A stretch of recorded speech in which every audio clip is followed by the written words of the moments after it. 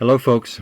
Thank you for joining me today in our study of 1 Peter. Today we're looking at 1 Peter chapter 3, verses 1 through 7. Now, this is a challenging passage, an interesting passage, and it's actually a passage that would probably run counter to the culture in which we live today, don't you think? This is the passage where Peter talks about obligations that wives have to their husbands and the obligations that husbands have to their wives in chapter 3 and verse 7. And what we want to know is, what does Peter mean in these verses, chapter 3, verses 1 through 7? What is he trying to get across? What does he want us to understand? And to answer that question, I've asked a few questions of this particular text. And the first question is, what is the context of chapter 3, verses 1 through 7? And beginning in chapter 2, verse 11, well, he's talking about obligations, isn't he? 2, 11, and 12, just general obligations. Chapter 2, verses 13 through 17, civic obligations. Here's what we owe to the governing authorities.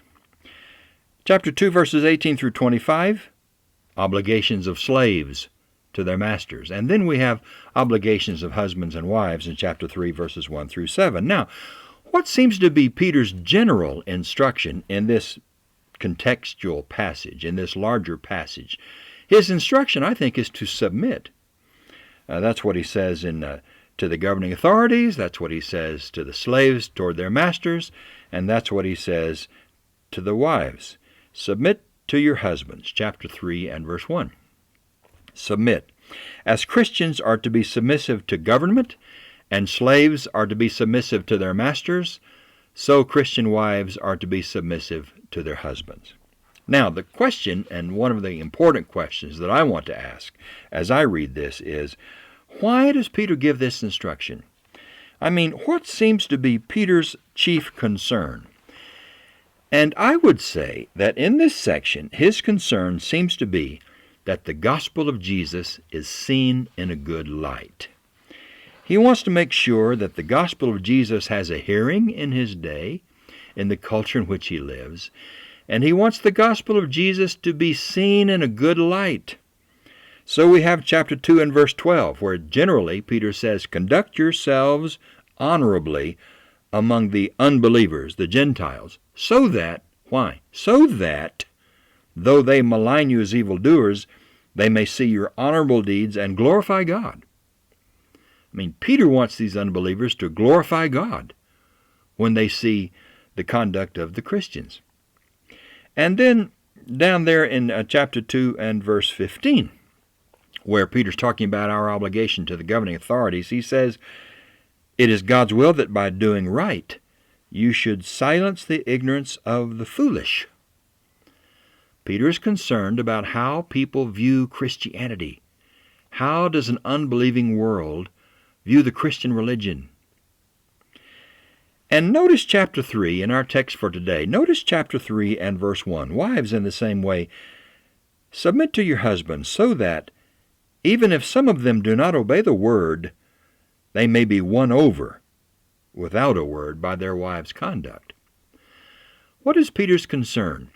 He wants these unbelieving husbands to be won over to Jesus Christ. He wants to see them converted to the Lord and become followers of Jesus, and he thinks that these Christian women, these Christian wives will contribute toward that end by their actions, that they may win their husbands over even without a word when they see the character that their wives have.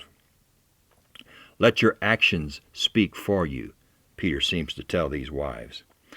Now, this kind of life will cause the husband to see what? To see the effect that the gospel has upon his wife, and will be more meaningful than anything that the wife might say. They're not to depend, Peter says, on a display of finery for their attractiveness. He's not saying they should not be attractive, but he's saying that they should not depend on that for their attractiveness. Rather, they should give attention to the inner person, verses 3 and 4. When they see the purity and the reverence of your lives, when they see the inner person that you have become, that is what will help them to see the value of Jesus in a person's life. And then Peter introduces godly wives of ancient times as models for Christian women in verses 5 and 6. He says they were holy, they were separated to the service of God. They hoped in God, they placed their hope in God, and they trusted God for guidance and for protection.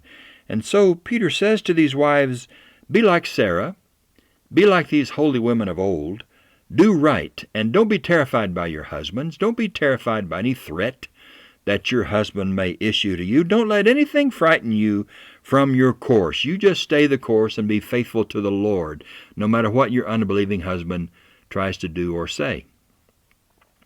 Now, we come to a very important question in my mind, and that is, to whom does Peter speak in chapter 3 and verse 1?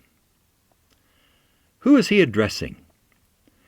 And I think we could say that he's addressing Christian wives who have unbelieving husbands. He's thinking about the kind of conduct that will win over an unbelieving spouse, an unbelieving husband. That's interesting to me, isn't it? It seems that Peter's addressing a mixed marriage in chapter 3, verses 1 through 6. Now, what makes this so interesting to me is that, again, in the context, Peter is wanting the gospel to have a good hearing. He's wanting it to be seen in a good light. He's wanting to lead people to Jesus Christ by the way Christians live and behave, right? Okay. So here's the instruction to wives who have unbelieving husbands. You might win your husband over to the Lord without even saying a word to him by letting him see the effect that Jesus has had on your life. That brings us to verse 7. Now, the first question I want to ask here is, what makes verse 7 such an amazing passage? I don't know if you thought that it was an amazing passage when you read it, but to me, verse 7 is an amazing passage, especially in the culture of Peter's day. We would be very surprised, had we lived in the first century, to see any kind of instructions given to husbands in that particular culture. Wives were considered to be the property of their husbands, and husbands had all of the rights, all of the liberties, all of the power and the authority. But lo and behold, in verse 7, Peter is giving advice to husbands about the way they should treat their wives. And what does he say? He says, it's revolutionary advice, really. He says, live with your wife according to knowledge. Your translation may say, live considerately with your wife. Literally, Peter is saying, live with her according to knowledge. In other words, we know God's will for marriage. God has revealed to us His will for marriage. We should treat our wives, then, as God wishes, according to the knowledge that God has given us about marriage. And that means that you need to show honor to your wife. You need to respect her. You need to treat her with consideration and respect. Isn't that interesting? I'm sure that would have been revolutionary in Peter's time. After all, he says, she is the weaker vessel. Physically, of course, she is the weaker vessel. And how do you treat a fragile vessel? Well, you treat it with special care. You honor her like you would handle or honor fine china. Now, can you imagine how revolutionary this advice would be, this instruction would be to Christian husbands in the early first century? Can you imagine? You treat your wife as if she were fine china. You show honor to her. You respect her. You live considerately with her. That would be revolutionary advice in the first century. And he says, after all, she is a joint heir with you. That is, your wife has the same rights that you have. Equal rights to the husband. Isn't that interesting? She's on a level plane with you, is what Peter is saying here. So you don't mistreat her because she's not lower than you are. She's equal to you in the rights that she possesses. Now, the final question that I want to ask in this verse is this, and this one is a question that may cause us all to think and examine and reflect, and that is, to whom is Peter addressing in verse 7? To whom is he speaking in verse 7? Well, you say he's speaking to husbands. Yes, he's speaking to husbands. He's speaking to Christian husbands, of course, yes. Husbands who would be members of the Lord's body, the Lord's church. He's speaking to them. Is it possible that in verse 7, Peter is speaking to Christian husbands whose wives are unbelieving? After all, in verse 1, he's speaking to Christian wives whose husbands are unbelieving. In verse 7, is he speaking to Christian husbands whose wives are not yet followers of Jesus, and he wants them to treat those non-Christian wives with respect, with honor. Interesting, isn't it? Interesting passage. I guess what I'm trying to say here is we need to check the context of this passage to try to determine what exactly Peter is trying to say and why he is saying it. Speaking to mixed marriages in these specific instructions are for mixed marriages. And Paul's intent is that the behavior, the godly conduct of a Christian wife or a Christian husband might lead to the conversion of a non-Christian spouse. Something to think about. And I'm not even going to touch verses 8 through 12, which is part of our reading for this particular video, but I'm not going to touch it. It's good material, but I'm sure I've already gone over my time and given us plenty to think about, right?